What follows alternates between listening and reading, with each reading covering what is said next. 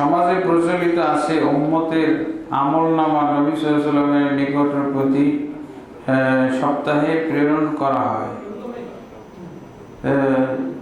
আরেকটা প্রশ্ন, যাক এটার উত্তর দিই। তো এটা হলো আমাদের দেশে যারা নবীকে জিন্দা মনে করে আর নবীর সাথে এখনো উম্মতের ব্যক্তি সম্পর্ক আছে। আল্লাহ রসুলের সাথে তো আমাদের সবারই সম্পর্ক আছে। কোনটা? সেই সম্পর্ক। ওনার সুন্নাহ আমরা জানবো, পড়বো, বুঝবো, মানবো, আমল করবো, এই সম্পর্ক আছে, রেখে গেছেন আল্লাহ রসুল। কোরআন এবং হাদিস রেখে গেছেন। কোরআন হাদিসের সাথে মাধ্যমে আল্লাহ রসুলের সাথে সম্পর্ক, আল্লাহর সাথে আমাদের সম্পর্ক। কিন্তু আল্লাহ রসুল সাল্লাল্লাহু আলাইহি ওয়াসাল্লামের সাথে ব্যক্তি সম্পর্ক মৃত্যুর পর আর উম্মতের সাথে নাই।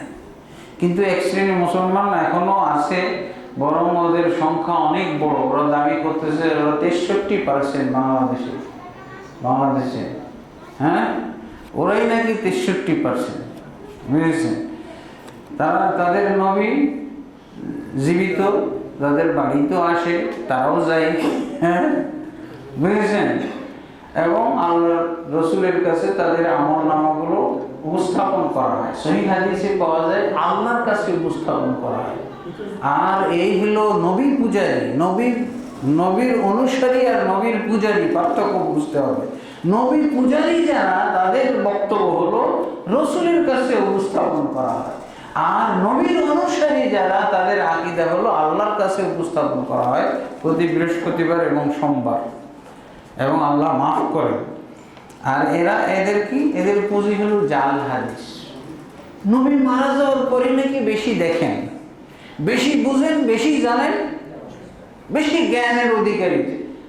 তারা এখান থেকে তো শুধু নবীর কথাই বলে না, পীর সাহেবেরও মারা যাওয়ার পর খালি বড় হইতেই থাকে, হইতেই আছে, কামেল হইতেই আছে। এগুলো হলো তাদের মানে শিরকের লাইন, কুফরি লাইন। এগুলো ঠিক না। আল্লাহ রাসূল সাল্লাল্লাহু আলাইহি ওয়াসাল্লামের কাছে কোনো কিছুই উপস্থাপন করা হয় না, শুধুমাত্র দুরূদ এবং সালাম। উম্মতের আর কোনো আমল উপস্থাপন করা হয় না। দুরূদ এবং সালাম কিভাবে?